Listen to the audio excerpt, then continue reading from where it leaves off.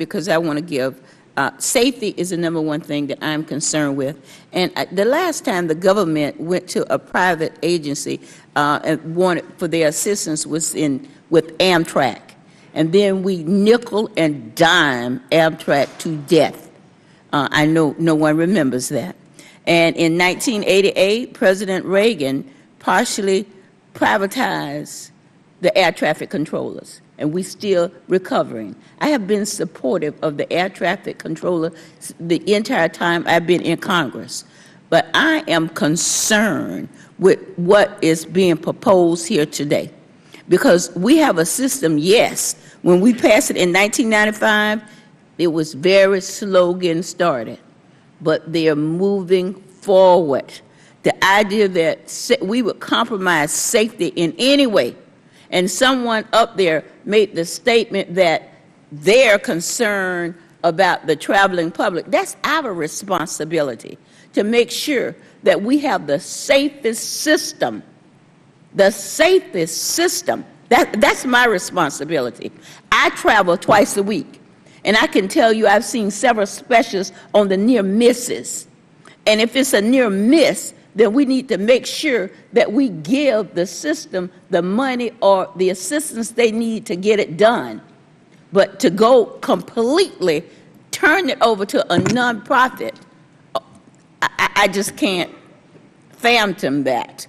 And let me just tell you, what people ask me about is that when U.S. Air and American merge, we don't have curbside service, or that you have to pay $1,000 for a one-way ticket to Jacksonville.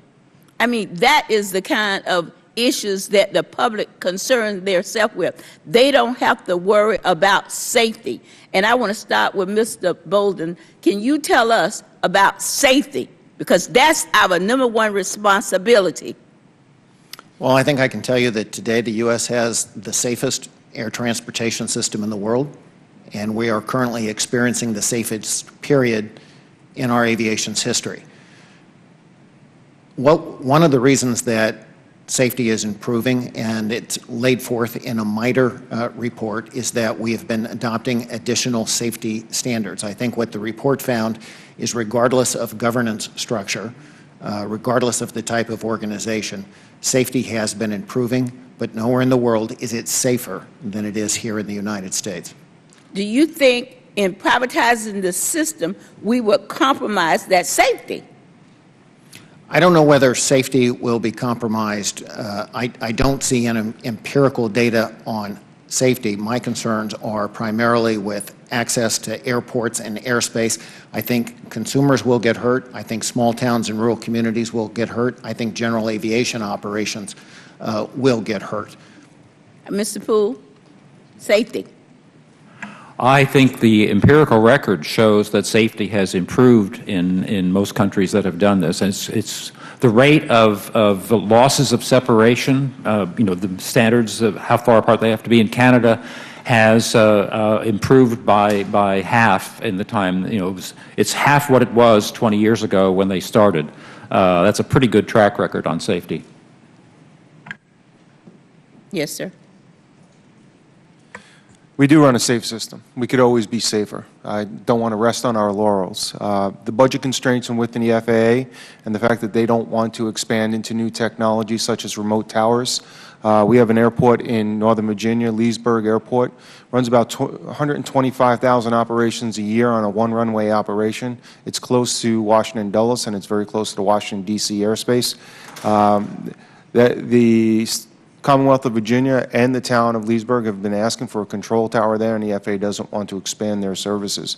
This is where I think we should be focusing on expanding services out there to ensure that we have increased the safety of the system. You mentioned also training, diversity, and I have met with several air traffic controllers over a period of years, and they've talked about what they need. I mean, to think that we could have a system and that you all could be operating and the rest of the airport is closed is not going to happen.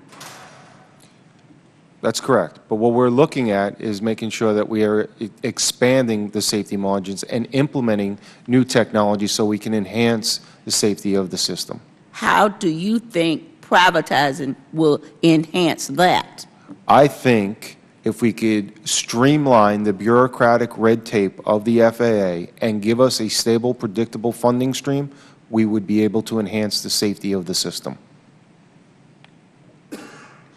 Why can't we do it with our present system? Thank you, Mr. Hardy. Thank you. I'd like to thank the chairman for holding this meeting here today. You know, I'm from Nevada, and we have UAS test appropriations for our site, or for out in Nevada. We have the